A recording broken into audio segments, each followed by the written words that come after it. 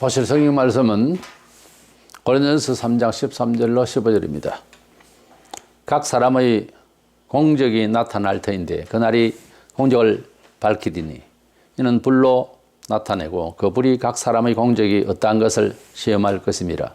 만일 누구든지 그 위에 세운 공적이 그대로 있으면 상을 받고 누구든지 그 공적이 불타면 해를 받으리니 그러나 자신은 구원을 받되 불 가운데서 받은 것 같으리라. 아멘. 구원은 가족적으로 얻거나 친구가 구원을 얻게 하거나 그런 것이 아닙니다. 특별히 교단이나 교회 공동체 단체가 구원을 받는 것도 아니에요. 각각 받을 일이고 사실 구원을 생각할 때는 죽을 때에 홀로 떠나지 않습니까? 근데 다만 성도는 천사가 와서 받들어 줄 것을 성경에는 예화를 통해서 말씀하셨습니다. 그런데 죽고 난 뒤에 우리가 성도들은 천국에서 생명의 멸류관, 그러니까 영광스럽게 되는 사람 돋보이는, 말하자면 그런 상을 받게 될 것입니다. 그런 일을 위해서 지상에 살면서 어떻게 사느냐에 따라서 그 공적, 하나님 앞에서 또 사람들에게 좋게 바르게 살은 만큼의 그 상이 있을 것인데요. 그것을 위해서 우리 성도들은 그 인생관에 있어서 사후를 바라보면서 사후의 영광스러운 상을 바라보면서 살게 됩니다.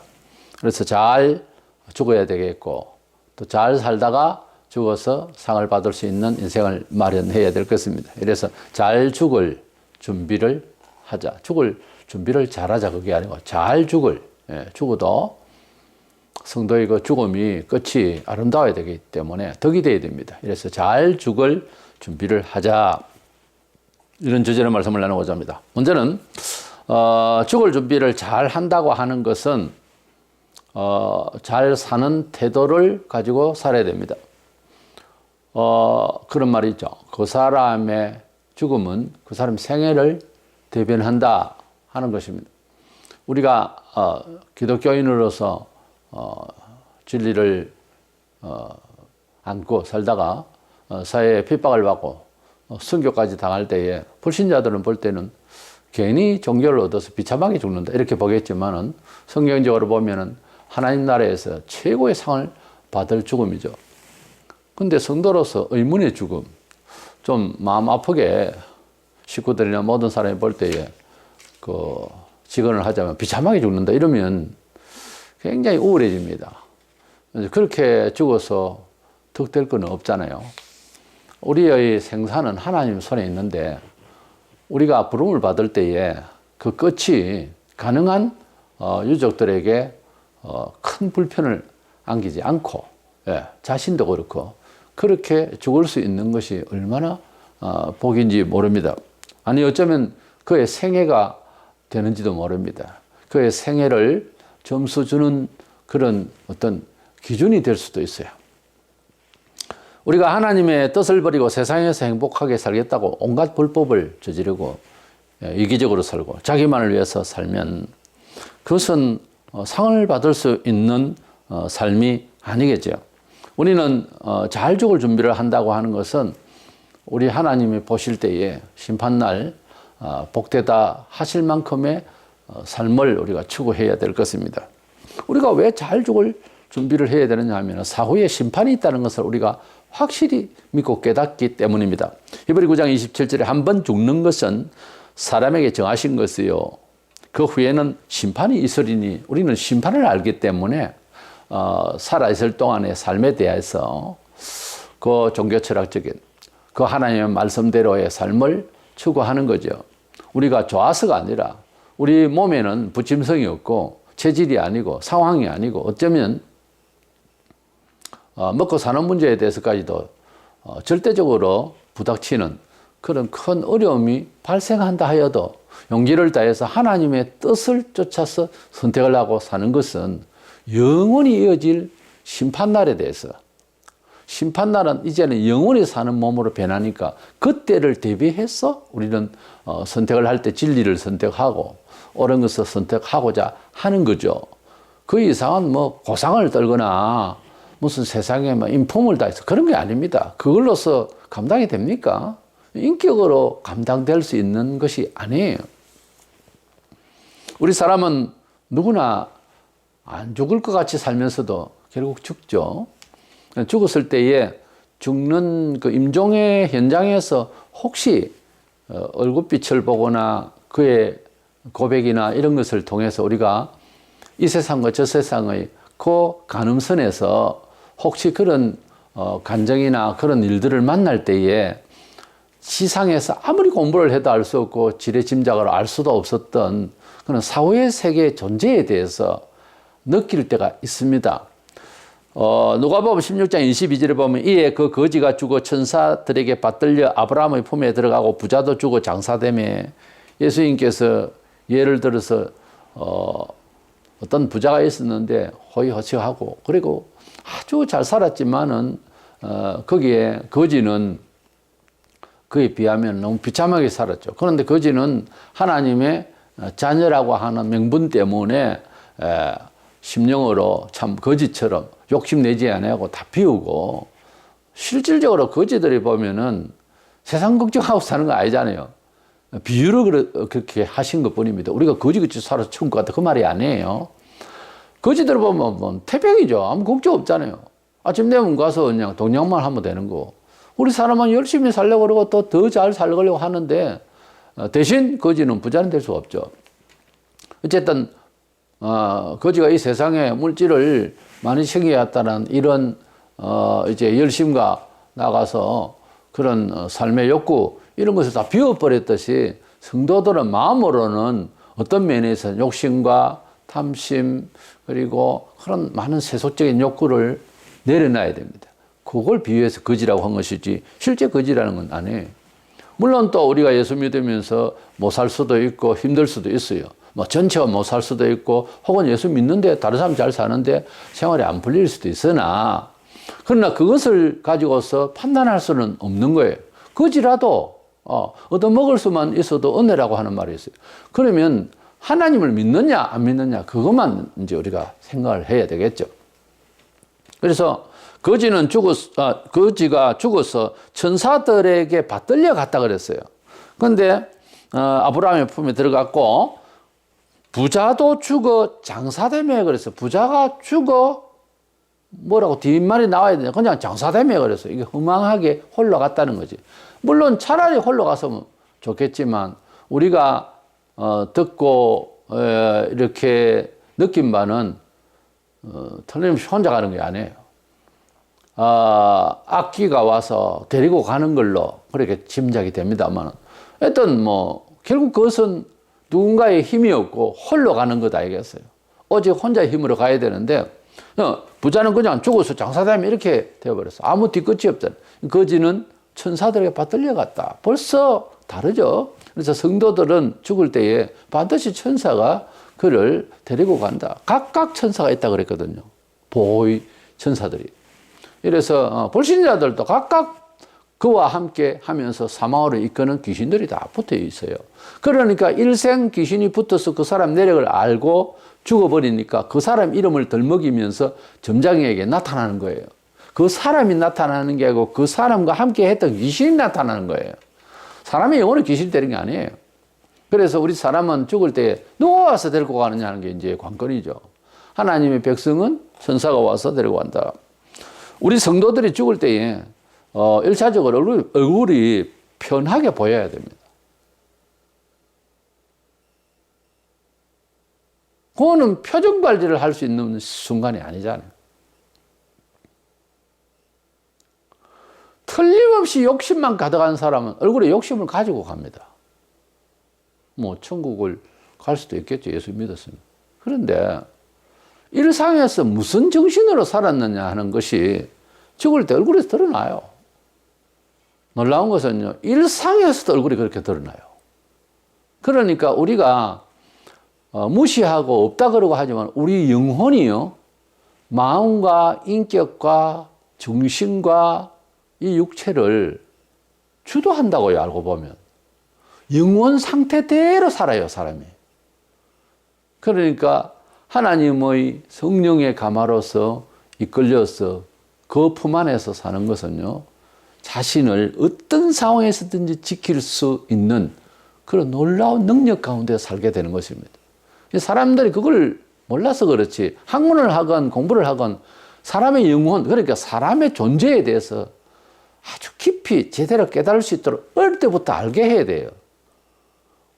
그것을 이제 흉내내는 게 그 근처도 아니지만 기운동을 한다든지 뭐 그런 게 있잖아요. 그 관심을 가지고 한번 봐보세요. 사람이 하루를 살아가는데 또 일생을 살아가는 데 있어서 육신과 문화적 구조가 잘 되게 한다. 아니에요.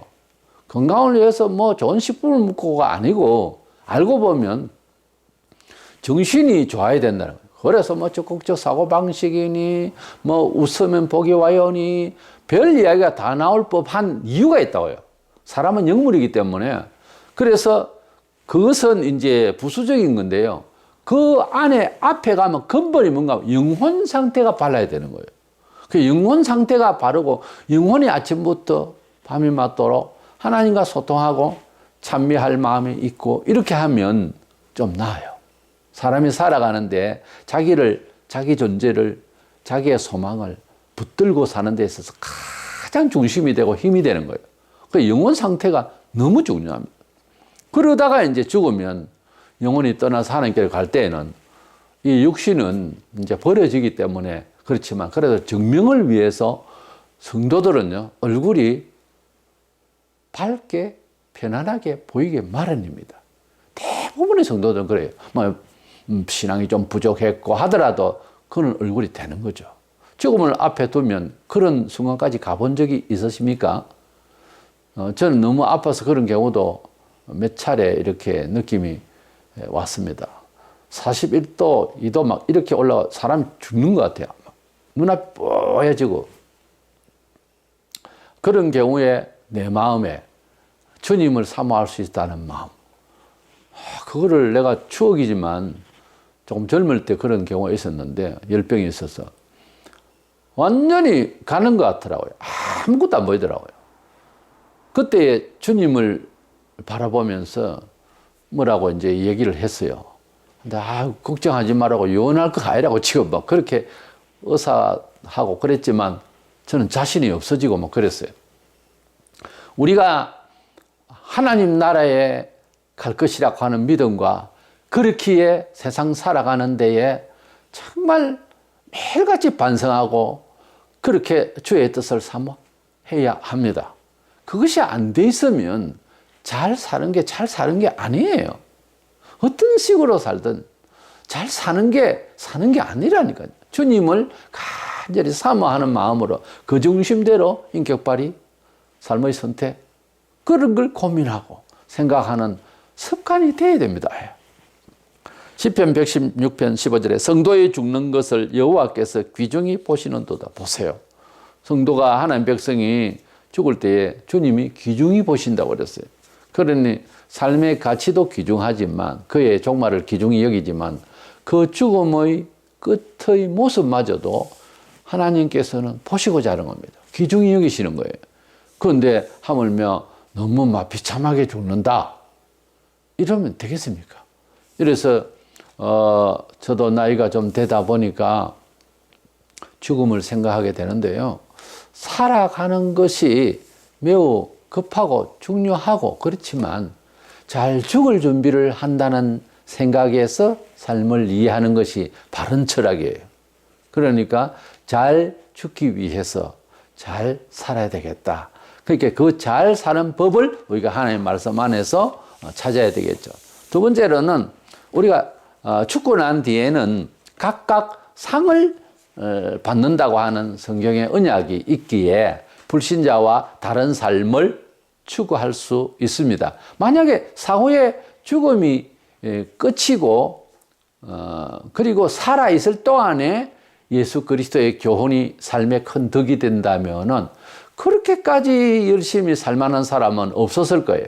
기독교 2000년 역사에 보면 지상의 삶을 더 풍요하거나 또 정신적으로 좋은 분으로 예수를 의지하고 그런 종교 생활을 할 것 같으면 그 많은 사람이 순교를 당하고 그 많은 사람이 기회를 놓치고 그 많은 사람이 그렇게 희생을 할 이유는 없어요, 사람이. 근데 왜 그랬냐면은 사후에 상을 받는다고 하는 차원에서 인생을 살기 때문에 그래요. 우리가 학교를 졸업을 할 때, 초등학교 6학년 이제 마치고 졸업을 할 때에 다 같이 졸업을 하고, 대학도 그렇고, 졸업을 할 때에 상을 받고 졸업을 하나, 그 좋은 학교를 졸업하는 것은 다 같이 기쁨이 있죠.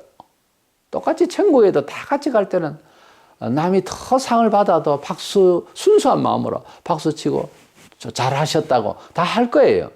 그런데 상 받는 사람 입장에서 생각해 보세요. 한없이 감사하죠. 저도 초등학교 마칠 때 우등상을 이제 받으면서 상품을 받잖아요. 졸업 사진에 보면 상품을 이렇게 가지고 있어요. 그걸 이제 보면서 예수 믿고 난 뒤에 이제 깨우친 건데, 하늘나라에 가서 같이 졸업하는 즐거움도 있지만, 그러나 상을 받는다고는 조금 다른 개념이에요. 예. 그렇다고 해서 교만하고 우쭐하자 그런 뜻이 아니고, 상을 받고 졸업하라는 거하고 그냥 졸업하는 거는 좀 차이가 있더라는 거죠. 지구촌의 이 삶을 위해서만이 우리 기독교가 필요하다면 그것은 종교예요. 그러려면 교회 다니지 마세요. 확실히 말하지만은 그런 식으로만 다니려 하면은 1년에 한두 번 가는 사흘 초팔이라 하고 하는 불교신자 되는 게 나을 겁니다. 어차피 다 헛거니까. 그래서 기독교는 그게 아니고 사후의 세계가 있다는 것을 믿기 때문에 믿음의 철학이 달라지게 되는 거죠. 고린도후서 5장 10절에 이는 우리가 다 반드시 그리스도의 심판대 앞에 나타나게 되어 각각 선악간에 그 몸으로 행한 것을 따라 받으려 함이라 그랬어요. 분명히 우리는 사람이 다 죽는데 심판대 앞에 다 가게 된다라고 했어요. 고린도전서 3장 8절에 심는 이와 물 주는 이는 한 가지이나 각각 자기가 일한 대로 자기 상을 받으리니. 그러니까 심판대에 가는 것은 심판인데 그 심판이 상을 받는 시간, 벌을 받는 시간이 된다는 거죠. 그래서 성도들은 마치 씨를 뿌리고 물을 주고 김을 메고 그렇게 이제 사람이 자기 하는 일이 각각 달라도 그에 대해서 일한 대로 상을 받을 것을 말씀하고 있습니다. 요한이 말하기를 요한일서 3장 2절에 그가 나타나시면 우리가 그와 같을 줄을 아는 것은, 그 말은 예수님의 그 부활, 예수님의 그 부활의 영광스러운 그 부활의 몸을 우리도 갖게 될 것이라 했습니다. 그러니까 천국 가면은 마치 아주 최고의 대학을 똑같이 졸업할 수 있고 낭망되지 아니하고 그리고 다 같이 좋은 성적을 이렇게 졸업을 할 수 있는 것과 같이 모두가 다 주님이 오시는 그날에 성도들은 다 부활을 하게 될 것인데, 요한이 말하기를 주의 그 몸과 같이 우리도 그렇게 될 것이라 했습니다. 그렇지만 여기에도 아까 말씀드린 대로 상을 받게 될 때는 그 빛이 다르다 이거예요. 사람이 돋보임이 다르고 그에게 축복하심이 영원토록 갈 그 축복하심이 보일 거예요. 어떤 식으로든지 세상적으로 보면 부러워할 수 있다. 세상적으로 보면 너무나 비교될 수 있는 그런 상을 몸에 받게 될 것입니다. 어떤 혜택은 천국 다 갔는데 뭔 혜택을 특별히 안 받아도 되지만 그러나 그가 받는 영광스러움이 따로 있다 이거예요. 생각해 보면은 사는 이유가 굉장히 충실해질 거예요. 살아있다고 하는 자체의 시간 관리가 굉장히 긴장이 됩니다. 왜? 살아있을 동안만 할 수 있는 거거든요. 우리가 지구촌에서 충성이나 봉사나 사랑의 운동이나 헌신이나 그렇게 선한 일을 추구하고 우리 하나님 나라를 위해서 복음을 전파하는 데 전심전력을 다 하는 것은 사후의 세계에서 있을 상을 바라보면서 유한된 지구촌의 삶에 살아있을 동안의 역할만 해요. 그 이유는 못해요. 그러니까 그걸 아는 사람은 굉장히 시간에 긴장스러워요, 사실. 나태한 시간이 부끄럽고, 어디서 미안하다 정도가 아니라 하나님 앞에서 내가 자신이 내 시간을 죽인다는 거지, 스스로. 그렇게 알고 사는 거거든요. 허튼 시간을 보내기 싫어요. 그렇게 보냈으면 후회가 만큼하죠. 그래서 시간 관리가 예수 믿는 사람은 달라져요. 그냥 성실성 아니에요. 그거하고 차원이 다릅니다. 그래서 그 하늘나라에 가서는 그 빛이 다른데 고린도전서 15장 40절로 42절에 하늘에 속한 형체도 있고 땅에 속한 형체도 있으나 하늘에 속한 것의 영광이 따로 있고 땅에 속한 것의 영광이 따로 있으니 해의 영광이 다르고 달의 영광이 다르며 별의 영광도 다른데 별과 별의 영광이 다르도다. 죽은 자의 부활도 그와 같으니 썩을 것으로 심고 썩지 않을 것으로 다시 살아나며, 바울이 말하기를 땅의 영광이 있고 하늘의 영광이 있다. 그렇죠. 이 땅에서도 영광을 받는 사람이 있고 그렇습니다만, 하나님의 나라에 가서 영광 받는 것은 세상에서 와 대단하다 이거하고 차이가 많습니다. 아니, 어떻게 보면 거꾸로 될 수도 있어요. 그래서 그 하나님의 나라의 영광에 차이들이 있는데 세상에서 살아온 흔적대로, 그 직분하고 관계도 없어요. 흔적대로 이제 보일 것이다. 물론 그리스도 안에서의 죽음을 말합니다. 태양의 밝기 빛, 그리고 달의 그 밝기 빛과 별이 또 각각 빛이 좀 다르잖아요. 그리고 별들의 영광이 다 다르다. 은하수 같은 거 보고, 저는 어릴 적에 농어촌에 살면서 한여름 되면 모기가 있으니까 바다 앞에 긴 선창이 있었어요. 거기서 그적자리를 펴고 하늘에 별이 막 쏟아질 것 같아 쫙쫙쫙쫙 박혀있는 별, 저는 어릴 때 그것을 보면서 너무 감동이었어요. 사실 촌에 살면서 늘 보면서도 그 별을 보면서 살았는데 다 빛이 달랐어요. 그 별 가운데 또 달이 이렇게 이제 뜨는 완전 환상이죠. 하나님의 하나님 믿지 않을 때인데, 나중에 그 아브라함을 밖으로 불러서 별을 보라, 별의 수만큼 자손을 주겠다, 믿음의 자손을 주겠다는 그런 하나님의 그 말씀을 나중에 예수 믿고 난 뒤에 어릴 적에 봤던 그 별들, 도시에서 와서는 잘 볼 기회가 없어요. 이래서 하나님께서 우리가 사후에 받을 상을 입혀줄 때에 그 별들의 빛이 다르듯이 이렇게 우리의 영원한 상급이 각각 지상에서 어떻게 살았느냐에 따라서 다르게 빛나게 될 것이다 하는 말을 하고 있습니다.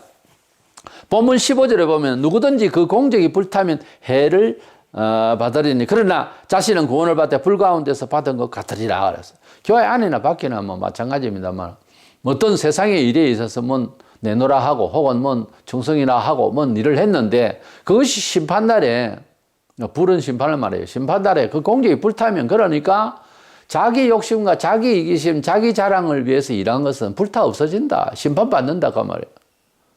그러나 예수를 믿었다 하는 그 내용이 있기 때문에 구원은 받는데 마치 불 가운데서 받는 것 같다. 뭐 성경에 예를 든다면은 소돔 고모라에 불 났을 때에 그 롯이 이제 구원을 받는 것이 좀 부끄러운 구원이죠. 또는 이제 불이 난 이런 집에서 그 이제 소방대원이 가서도 할 수 있지만 들어가서 사람을 이제 구출해내는 그런 장면인데, 그냥 나올 사람이 불이 났을 때는 이게 상황이 다르잖아요. 예수를 믿고 구원을 받아도 그런 식으로라도 구원은 받겠죠. 그렇게 구원을 받을 수도 있다는 거예요. 그걸 다른 일명 부끄러운 구원이라고 그래요. 근데 하나님의 자녀가 된다는 것과 세상에서 잘 사는 것 혹은 축복받는 것, 그렇게 보이는 것은 다른 차원입니다. 그래서 하나님의 자녀지만은 너무 잘못해가지고 육신이 멸하는 수도 있어요. 성경적으로 보면. 성경이 그렇게 말씀하셨고. 그래서 매를 맞아도 구원은 받으니까 괜히 내 입으로 그 사람 저주할 이유는 없어요. 구원은 받을 수 있어요. 그런데요, 부끄러운 구원을 받는다 그랬거든요. 그래서 기왕이면은 하나님의 백성으로서 아름답게 뒤끝 좋게 죽을 수 있어야 되겠고, 그렇게 되려면은 잘 살아야 되는 거예요. 그것은 하나님의 말씀 안에서의 충성스러운 삶을 살아야 됩니다. 하나님 말씀에 충실해야 됩니다. 하나님 말씀 안에서 믿음을 가지고 처세해야 됩니다.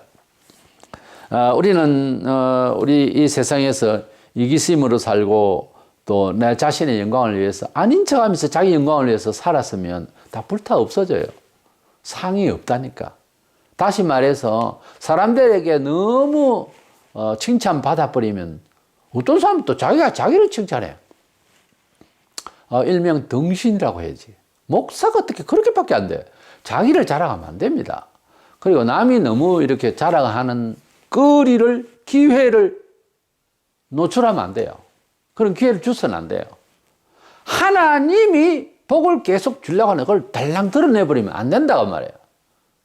그래서 오른손이 선한 일을 하는 것을 왼손이 모르게 하라. 오른손이 하는 것을 왼손이 모르게 하라는 말은 있을 수 없는 일인데도 이것은 그만큼 긴밀하게, 은밀하게 하라고 말이에요. 남을 돕는데도 내가 이렇게 도왔네. 교회 단체 이름으로 돈 50만 원 내놓고 사진 찍고 신문 내고. 그게 뭡니까? 부끄럽지도 않아요. 50만 원 가지고 개인에게 개인이 해도 큰 돈도 아닌데, 요즘 세상에. 우리가 하나님의 나라에 들어갈 때에 세상에서 무엇을 했고 직위가 어땠고 뭔 일을 벌렸고가 그게 그대로 가는 게 아니에요. 자세하게 중심을 보시고 하나님의 영광을 돌렸느냐, 진정으로 사람들에게 어떻게 혜택을 줬느냐, 그렇게 할 때 너는 어쨌든 혜택은 받은 사람 받은 거지만 그 중심을 지금은 몰라요. 사람이 또 영안이 밝고 이러면은 이제 멘토가 될 만한 사람이 옆에서 권면을 할 수도 있겠죠. 우리가 찬양을 잘하고 목청이 좋고 음대를 나오고 그래서 찬양을 잘하는 거 아니에요. 어떤 교회에서 찬양을 참 잘하는데 그 부흥 강사가 와서 담임 목사에게 이 얘기를 했어요.